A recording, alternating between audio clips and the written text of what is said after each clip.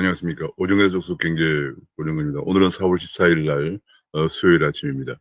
어제 비공원 관계로 날씨는 화창한데 기온은 상당히 쌀쌀한 것 같습니다. 감기 조심하시기 바랍니다. 오늘 경제 기사에서 시작하겠습니다.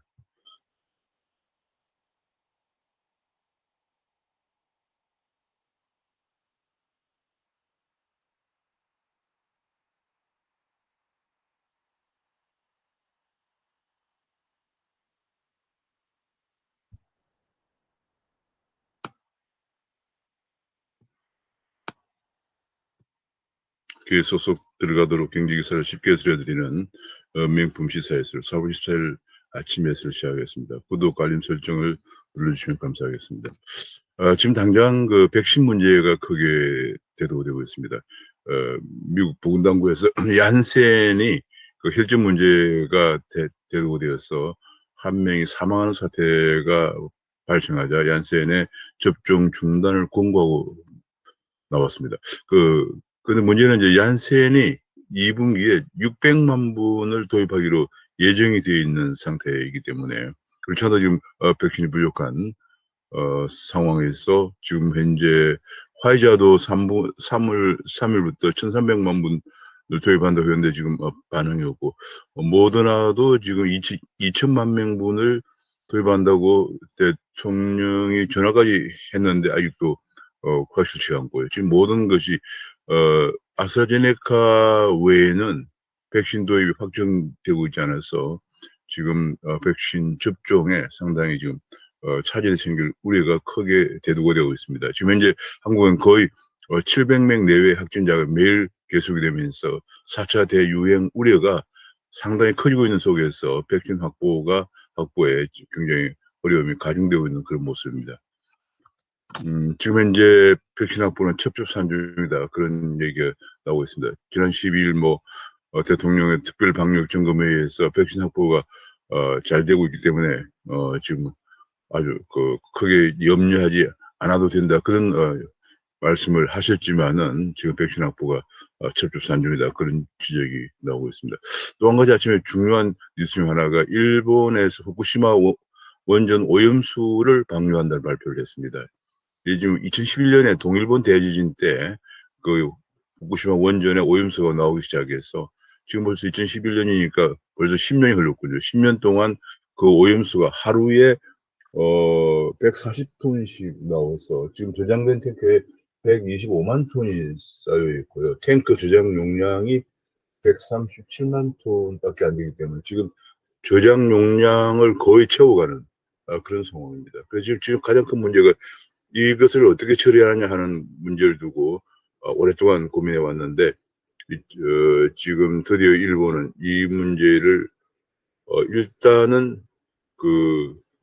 바다로 방류하기로 해양 방류를 결정을 했습니다. 물론 당장 방류하는 건 아니고요. 지금 이제 좀 삼중수소라고 하는 삼중수소를 바닷물로 희석을 해서 2년 뒤부터 28년 정도 기간에 걸쳐서 조금씩 그렇게 이제 방류한다. 그런 얘기를 그런 안을 발표했습니다. 결과적으로 이제 현재 보관 가능한 137만 톤 탱크가 한 1000여 개 정도 된다고 합니다. 1000여 개가 거의 이제 125만 톤이 지금 찼다고 하니까 거의 137만 톤 탱크 저장 용량이 얼마 남지 않게 되면서 지금 아마 2022년 내년 가을이면 포화 상태가 될 것으로 그렇게 전망이 되고 있기 때문에 할 수 없이 지금부터 이제 방류 결정을 해야 되는데 왜냐하면 바로 방류하는 게 아니고 그걸 좀 희석을 시키는 그런 정화 장치가 필요한데 그런 정화 과정을 거쳐서 바닷물에 내보내기로 했다고 합니다. 그래서 2023년경부터 방출 시작해서 약 한 28년 정도에 걸쳐서 그러니까 2051년까지 방류한다 그런 얘기죠. 2011년에 그 동일본 대지진 때 후쿠시마 원전에 있는 원전에서 오염수가 발생하면서 지금 그 문제가 지금 드디어 국제적인 문제로 비화가 되고 있습니다. 이 문제에 관해서 이제 한국에는 어떤 영향을 미칠 것인가? 전문가들에 의하면 방류한 뒤 478일 뒤에 제주 해상이나 동해 앞바다에 방류한 오염수가 도달할 것이다 그렇게 봅니다. 이게 왜냐하면 해양의 해류가 방류하에는 바로 북태평양 해류를 타고 미국, 캐나다, 미국 서부 해안을 갔다가 다시 북쪽도 해류를 타고 이 동아시아적으로 와서 한국 한반도를 지나가는 데는 약 방류 후 478일 정도 후에 지나갈 것으로 예상된다 그런 얘기입니다. 그런데 문제는 여기서 이제 가장 큰 문제가 되는 것이 여기서 해산물이 문제죠. 해산물이 이제 지금 다 정화가 되지만은 삼중수소는 정화가 안 된다고 합니다. 이 삼중수소가 섭취할 경우만 원전 피폭이 되는데 섭취하지 않지만은 그 해산물을 먹을 때 인체에 지속적으로 쌓이면 문제가 될 수도 있다 이런 얘기를 하고 있습니다. 그래서 이것을 당장 영향이 없겠지만은 그 해산물 먹기 시작한 20년 정도 지나면은 그것이 인체에 지속적으로 쌓여서 문제가 될 수가 있다. 그런 얘기가 지금 나오면서 정말 촉각을 곤두세우게 하고 있는 상황이고요. 그래서 지금 현재 우리나라에서는 근데 문제는 일본하고 최근에 우리 한국의 관계가 굉장히 악화된 그런 상황이기 때문에 지금 이런 것이 그 특별한 협의가 없이 인접국에 불안은 배려하지 않고 미국과 일본 그다음에 일본이 특히 이제 그 IAEA와의 협조를 통해서 IAEA에서는 문제가 없다 이렇게 발표했다고 합니다. 통해서 이제 바로 일방적으로 처리하는 데 대해서 어제 한국 정부는 일본 대사를 조치해서 강력한 항의를 하고 했습니다. 지금 그래서 결과적으로 이것이 이제 지금 보면은 한국과 중국에서는 단호히 반대를 하고 있고요. 미국에서는 국제안전기준에 부합한다 이런 발표를 했습니다. 지금 이것이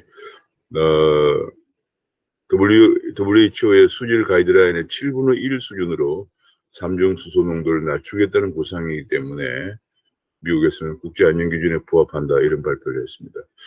지금 오히려 블링컨 미 국무장관은 일본의 투명한 결정에 감사한다 이런 얘기까지 했다고 합니다. 그래서 오염수란 대신에 처리수라는 표현을 사용을 했다고 합니다. 처리수, treated water라고 했거든요.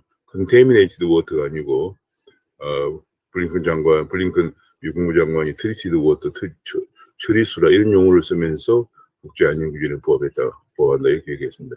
결과적으로 오염수를 둘러싸고도 지금 한중과 미일 구도가 대결을 하고 있는 그런 모습을 좀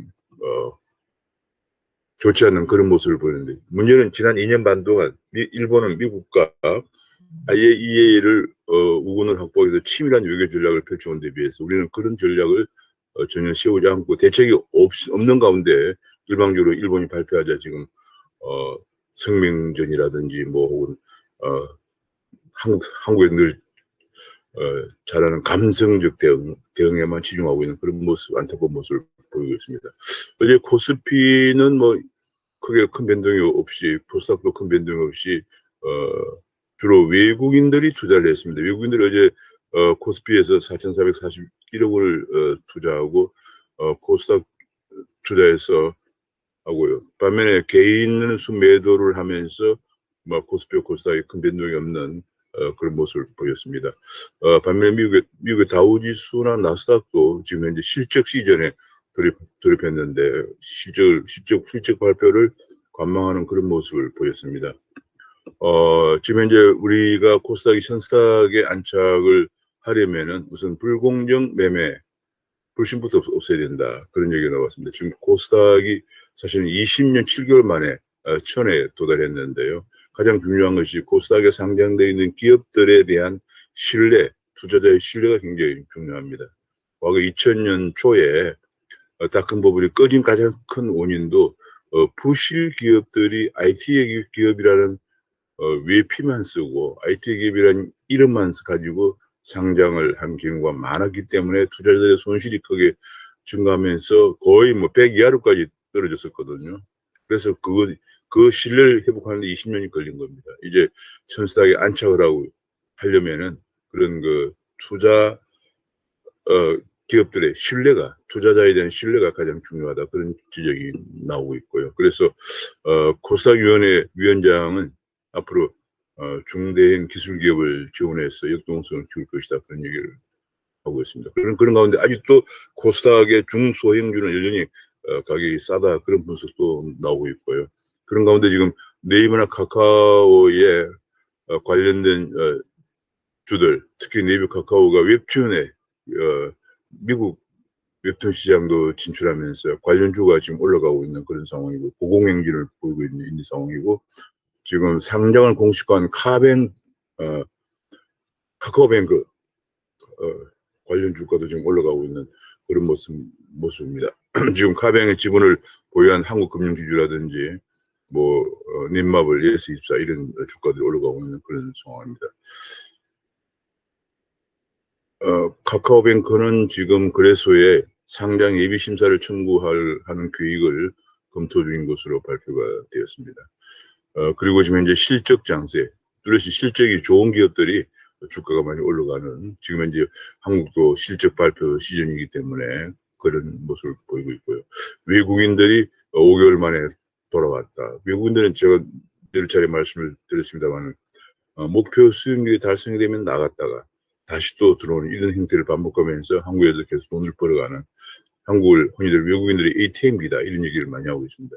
왜냐하면 외국인 투자자들은 미국의 그 시황이 좋을 때 좋으면은 펀드가 많이 조성되는데, 그 펀드가 조성되면 펀드는 항상 일정 부분을 어디 투자한다 이렇게 할당을 해놓고 있죠. 우리 국민연구에 마치 최근에 이슈가 되어서 어디야 투자를 비율을 할당한 것처럼, 그래서 한국의 투자 비중이 얼마 이렇게 정해져 있기 때문에 미국 시황이 좋으면은 펀드가 조성이 되고 그 펀드 일정 부분이 한국에 들어와서 펀드는 대개 목표 수익률이 있습니다. 목표 수익률 달성하면 또 나갔다가 다시 들어오는 그런 모습을 보이는데, 5개월 만에 다시 들어와서 4월 달에 2조 2,886억 원을 순매수했는데, 주로 삼성전자, SK하이닉스, 카카오, SK텔레콤 이런 고량주들을 주로 매수하고 있다. 그런 분석이 나왔습니다. 반면에 한국의 주린이 주린이들은 단타를 주로 하고 있기 때문에 상승장에서도 10명 중 6명이 손실을 보고 있다는 분석이 나왔습니다. 좀 주식은 꾸준히 기업 가치를 분석한 다음에 제가 옛날에 주식을 투자할 때는 지금 요즘 제가 바빠서 못하고 있습니다만 되게 한 3, 4년째 그 회사의 재무제표를 갖다 분석을 하고 회사를 선정을 했거든요. 그 3, 4년 정도의 회사의 재무제표는 금융감독원 전자공시 시스템에 가면 다 있습니다. 그런 정도를 보고 투자해야 되는데 너무 단타에 휘둘리면 언제나 이렇게 손해를 보게 됩니다. 왜냐하면 펀드를 운영하는 외국인 투자자나 기관 투자자들에 비해서 더 좋은 정보를 가지기가 힘들거든요. 그러니까 언제나 휘둘리게 되고, 또 허딩 뷰에 군집 형태에 휘말리게 되면서 올라갈 때 투자하고 또 이런 식으로 하다 따라가는 투자, 군집 형태를 보이다 보면은 손실 보는데, 지금 안타깝게도 동학개미 주린이들이 약 10명 중 6명이 손실을 보고 있다. 그런 분석이 나왔습니다. 암호화폐 쪽에서는 암호화폐가 지금 어제 아주 굉장히 많이 올랐습니다. 암호화폐가 어제 8,100만 원까지 고가를 기록했는데, 지금 현재는 이제 아침에 지금 7시에 이제 7,955만 원을 기록하고 있습니다. 8,100만 원을 돌파한 것이 처음입니다. 이더리움도 장중에 295만 원까지 올라갔는데 지금은 288만 원을 기록하고 있습니다. 지금 이것이 왜냐면 미국에서 이제 비트코인 가격이 63,000달러, 사상 처음으로 63,000달러까지 올라가고요. 이더리움도 2,286달러까지 올라갔습니다. 왜냐하면 오늘 바로 이 한국 시간으로 4월 14일, 미국은 아마 내일이 되겠습니다. 4월 14일에 코인베이스가, 세계 최대 거래소인 코인베이스가 상장을 하기 때문에 상당히 시총이 한국 돈으로 120조 정도 이상이 된다고 합니다. 상장하면서 그런 배경으로 지금 미국에서 비트코인이 사상 처음으로 6만 달러를 돌파해서 6만 3천 달러까지 올라가고 있는 그런 상황. 거기에 이제 영향을 받아서 한국에도 지금 현재 비트코인 가격이 장중 한때 8,100만까지 올라갔다가 지금 7,955만 원을 기록하고 있는 그런 상황입니다. 그런데 비트코인 이런 거 비트코인에 갖고도 만족하지 못하고 많은 사람들이 비트코인이 아닌 다른 코인을 알트코인이라고 하는데 알트코인에 눈을 돌리고 있다. 예를 들면 이제 많은 그 알트코인에서도 비트코인 가격 상승률보다 더 올라가는 코인들이 있거든요. 그런데 눈을 돌리고 있다. 그런 얘기인데 그 중에서 이제 코인베이스가 바로 상장한다. 오늘 이제 상장하는데 몸값이 100조가 넘는다. 아마 지금 현재 되게 아침에 나온 보도를 보니까 110에서 120조 정도 될 것으로 전망이 되고 있습니다. 이것 때문에 암호화폐 시장에서 아주 폭발적인 기폭제가 되고 있다. 그런 얘기고요. 이런 그 알트코인 중에서 지금 바이낸스 코인이 굉장히 주목을 받고 있다. 올해만 16배 올랐다. 그런 얘기입니다. 바이낸스 코인이 홍콩에 있는 세계 최대의 가상자산 암호화폐 거래소인데요. 이 바이낸스 코인이 지금 바이낸스 체인이라고 하는 코인을 처음에는 디파이 코인으로 발행됐는데 이제는 그 디파이 코인을 넘어서서 자체적으로 운영되는 바이낸스 체인 코인 바이낸스 스마트 체인이라고 하는 자체 메인넷을 움직이는 그런 코인으로 발전하면서 굉장히 주목을 받고 있는 코인입니다. 재선에서 참패하자 여당에서 종부세를 낮추자 하는 그런 얘기가 나왔다고 합니다. 지금 뭐 종부세를 너무 지금 세금 폭탄을 매긴 것이 패인의 원인이다. 그런 분석에서 나오고요. 이제는 여당도 25번의 부동산 정책에 실패했기 때문에 이제는 바꾸자. 그런 얘기를 하면서 여당 출신 강남구청장은 오세훈 정책을 지지한다. 이런 얘기까지 발표를 했고요. 송영길 의원도 부동산 대책이야말로 무능한 계획이었다. 뭐 그런 얘기를 하고 이재명 의원 지사도 실용적 민생에 신경을 써야 한다. 그런 얘기를 했다고 합니다. 아마도 그래서 여당의 1주택 중부세 완화 추진을 기획재정부가 막아서는 안 된다. 기획재정부는 이제 재정 상황을 고려하다 보니까 막을 수도 있는데 그래서는 안 된다는 얘기가 나오고 있고요. 지금 글로벌 법인세 인상 논의가 지금 미국 옐렌 재무장관이 주도하고 있는데 두 가지죠. 하나는 글로벌 법인세 하한을 정하자 하는 거 하나고, 그다음에 두 번째로는 이제 법인세를 기업의 매출이 일어나는 나라에서 과세권을 갖자. 그런 얘기거든요. 그 두 가지인데, 미국의 CEO 98%가 이런 경우에 기업의 경쟁력을 저하시킬 것이다. 그런 설문조사 결과가 보도가 되었습니다. 그런 가운데, 한국은 주로 수출 주도, 다국적 기업들이 많기 때문에 한국의 세수를 악화시킬 수밖에 없다. 그런 얘기가 나왔습니다. 근데 삼성전자, SK하이닉스, LG화학 등 5대 주요 기업의 매출의 71%가 해외에 의존하고 있기 때문에 지난해 낸 법인세는 7조 원에 달하는데 이것을 매출액 발생국에서 진출할 때는 5조 원의 실수가 해외로 나갈 수밖에 없다. 그런 분석이 나왔습니다. 5조 원이면 굉장히 큰 규모이기 때문에 그만큼 우리 실수의 악화가 불가피하다. 그런 분석이 나오고 있습니다. 반면에 반도체 쪽에서 지금 바이든 대통령이 반도체 웨이퍼를 들고 지금 현재 손에 들고, 얼마 전에는 또 기자회견 할 때는 반도체 칩을 들고 나왔었어요. 이번에는 또 웨이퍼 자체를 들고 이제 바이든이 이제 미국의 공격적 투자를 역설하면서 반도체 패권을 주장하고 있습니다. 칩 생산도 세계 5위에서 1위로 갈 것이다. 그렇게 주장을 하면서 정말 반도체 웨이프, 이게 바로 인프라다. 4차 산업혁명에서 바로 인프라다 하는 것을 100억간 반도체 회의를 주재하고 있는 바이든의 모습이 나와 있습니다. 19개 기업들과 글로벌 기업과 대중 전선을 같이 구축하자. 그런 주장을 했습니다. 거의 다 미국 기업들이고, 미국 기업은 한국의 삼성전자와 대만의 TSMC, 네덜란드의 NXP가 자동차용 반도체를 생산하는 데로 유명한 회사입니다. 그러면서 미국은 500억 달러의 반도체 제조 연구 예산을 지원하겠다. 그런 얘기를 하고, 지금 현재 반도체 공급망 100일 검토를 진행 중에 있는 상태입니다. 바이든은 이제 미국의 반도체 자립을 통해서 미국을 견제한다. 이런 팔을 걷어붙였다. 하는 얘기가 분석이 나오고 있고요. 사실상 삼성 투자를, 미국 투자 확대를 미국이 이미 오시는 공장이 있는데 투자를 압박하고 있는 그런 모습이다. 그러면서 이것을 안보 차원에서 지금 다루고 있다 해서 경제와 안보를 하나라고 하는 바이든의 반도체 빅픽처를 내보이고 있는 모습에 바로 이제 인텔은 하다버려서 공장을 위보업체 개방하고 9개월 이내에 차량용 반도체를 만들겠다.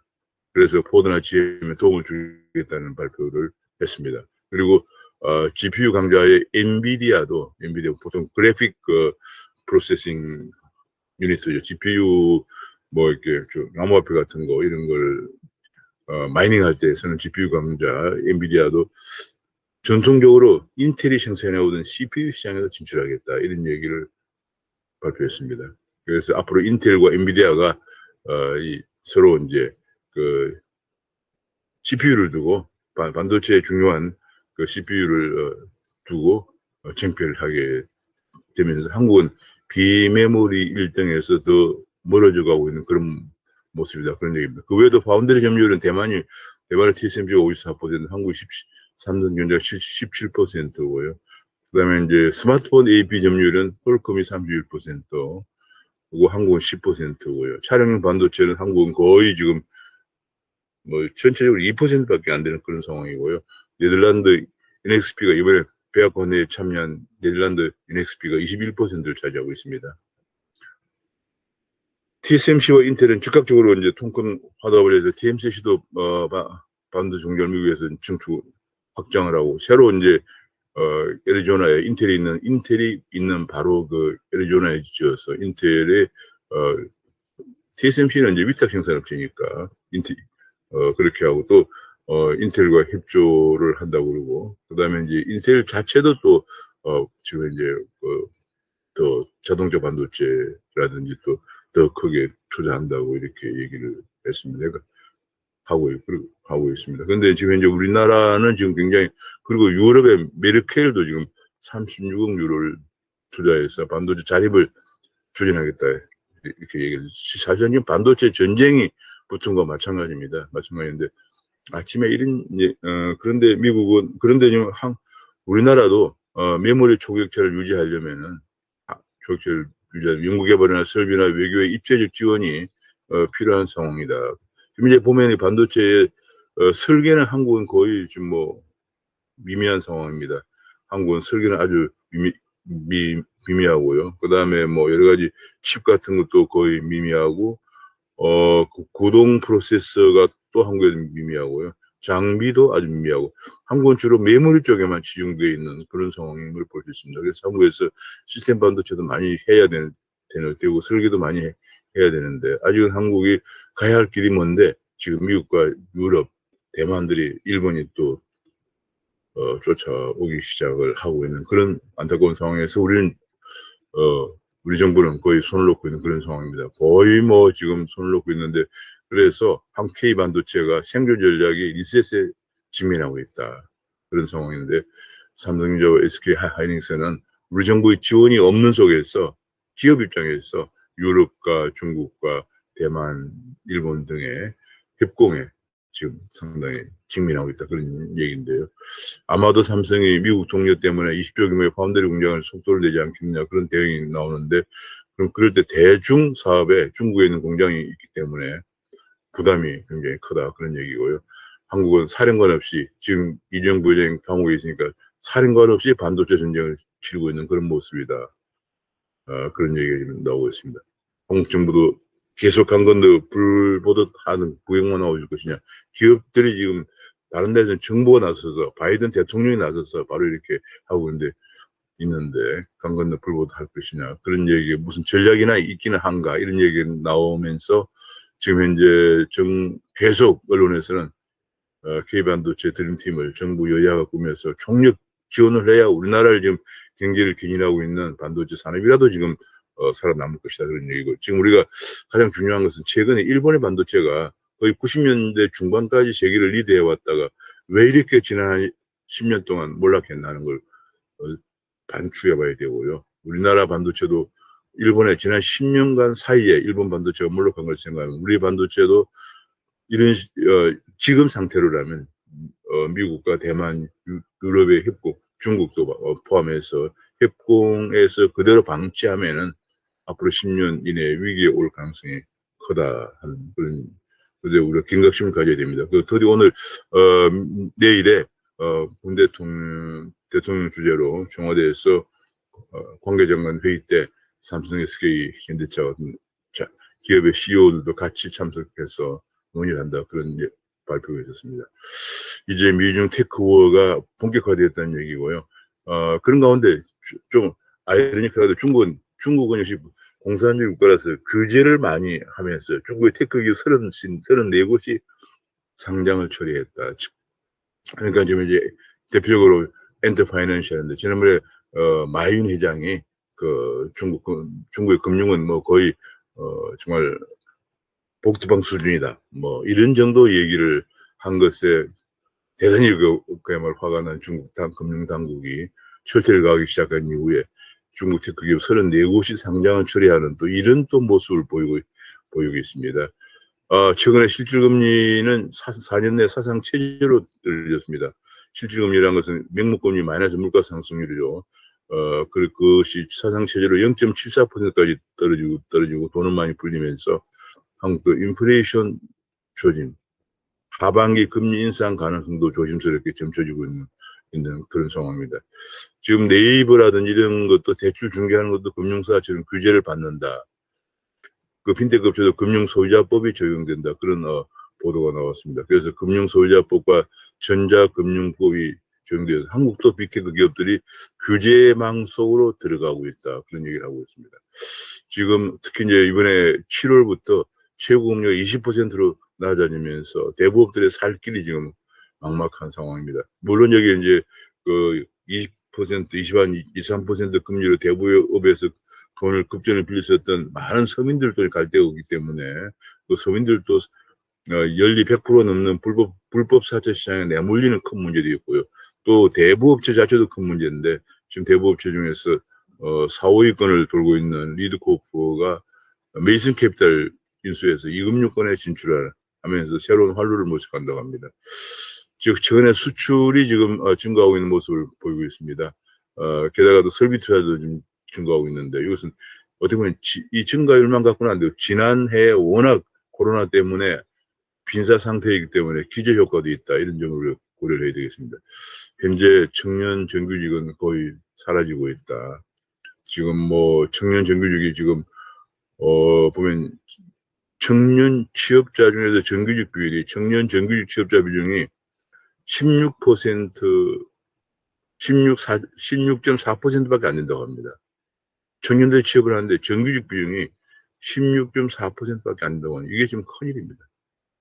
이런 경우에 앞으로 2030 절망을 넘어서 국가 미래를 망친다, 이런 분석이 나오는데, 그런 가운데서도 지금 금년에 최저임금을 1만 원까지 올려야 된다, 그런 주장이 나오고 있습니다. 최저임금을 올라서 청년들을 안 뽑고 있는 상황인데 노동계는 다시 1만 원을 올리자. 그러니까 기득권 노조들의 기득권의 이익만 주장하는 거죠. 새로 들어오는 청년들의 진입은 가로막으면서 본인들은 최저임금 시급 10,000원 이상으로 10,000원을 올리자, 그런 얘기를 지금 하면서, 지금 바로 이제 내년 또 최저임금 결정할 시즌인데 벌써부터 이슈가 되고 있습니다. 이번에 LH 사건으로 크게 대두가 되었던 이해충돌 방지법, 20여 년 동안 국회에서 처리가 안 되고 있다가 이제 바로 국회 통과 임박했다. 이번에 LH 사태가 워낙 크게 터지면서 이해충돌, 공직자들은 개인의 이해와 개인의 이익과 그다음에 공직자로서의 이익이 충돌할 때는 당연히 개인의 이익을 생각하면 안 되죠. 이번에 LH 사태는 해서는 안 되는, 공개돼서는 안 되는 내부 자료를 이용해서 LH 공공기관 직원, 그다음에 관련 공무원, 관련 정치인들이 대거 투기한 것이 문제였거든요. 그것이 크게 이제 문제가 되면서 이해충돌 방지법 20여 년 만에 이번에 상임위를 통과했다고 합니다. 정무위를 통과해서 오늘 정무위에서 처리한다고 합니다. 그래서 아마 정무위에 처리되고 나면 법사위를 거쳐서 본회의 통과가 임박했는데 공직자 189만 명이 대상이 된다고 합니다. 이번에 정부에서는 계속 보를 이명박 정권이 만들었던 보를 또 그것도 적폐 대상이라고 그래서 계속 보를 개방하거나 이렇게 하고 있는데 개방하고 나서 보니까 최대 40%까지 수질이 악화되었다는 분석이 나왔습니다. 오히려 개방하지 않는 보는 낙동강 6개 보는 오히려 수질이 개선되었다는 그런 환경부 발표가 나왔습니다. 지금 오늘 아침 뉴스는 여기까지 말씀을 드리도록 하겠습니다. 지금 현재 가장 큰 문제가 지금 뭐 백신 문제. 지금 미국의 얀센이 접종 미국 당국이 얀센의 접종 권고를 접종 중단을 권고를 하고 있는 속에서 우리는 얀센을 2분기에도 600만 분을 도입해서 접종하려고 그렇게 계획하고 있었는데 지금 다른 백신도 들어오고 있지 않는 속에서 또 아스트라제네카도 지금 젊은 층들에게 큰그 혈전 부작용 문제가 생겨서 30세 이하는 접종을 지금 안 하는 그런 방향으로 정부에서 발표를 했거든요. 그래서 그런 문제가 지금 계속 큰 문제입니다. 왜냐하면 이제 접종 집단 면역이 언제 되느냐가 우리 경제가 회복되느냐 하는 것에 관건이 달려 있는데 지금 그것이 지금 상당히 난항을 거듭하고 있다. 그런 얘기고요. 그 다음에 반도체 문제가 지금 바이든이 직접 주재하면서 미국, 중국을 견제하는 반도체 동맹을 구축하도록 하고 있는데 우리는 삼성과 SK가 다 중국의 공장도 있기 때문에 특히 삼성이 중국에 굉장히 큰 공장이 있기 때문에 굉장히 진퇴양난이고 잘못하면은 지금 미국과 유럽과 중국이나 대만에서 국가적 차원에서 대대적으로 지원하고 있기 때문에 지난 95년경까지만 하더라도 일본의 반도체가 세계를 석권하고 있었는데 미국과 더불어서 95년까지만 해도 미국과 일본이 반도체 양대 강국이었거든. 근데 일본이 왜 이렇게 몰락했나 하는 것을 반민교사를 삼아서 우리 정부도 지금 현재 사실상 우리 경제를 이끌어가고 있는 반도체 산업을 정말 몰락하지 않도록 경쟁력을 강화하는 방향으로 지원해 야겠다. 근데 뭐 투자세 공개도 미국은 40%인데 우리는 3%밖에 안 된다. 그다음에 인력도 뭐 수도권 정원도 안 되고 뭐 하다 보니까 인력 공급이 안 돼서 해외에서 인력을 수혜를 받아야 되는 그런 상황. 이런 문제들을 이제 해결하는 것이 가장 중요한 문제다. 그런 얘기가 주요 뉴스. 또 한 가지 주요 뉴스가 일본에서 후쿠시마 원전의 오염수를 2년 후부터 방류한다 하는 문제. 앞으로 2년 동안 한일 관계가 이 한일 관계가 개선되기는커녕 더 악화되는 이슈들만 계속 대두가 되고 있고 이거 지금 현재 한미일 관계가 북중 관계 문제를 다루는데 한미일 관계가 중요해지는 이 시점에 다시 또 악재가 대두가 되었다는 것이 안타깝습니다. 오늘은 여기까지 말씀드리겠습니다. 감사합니다.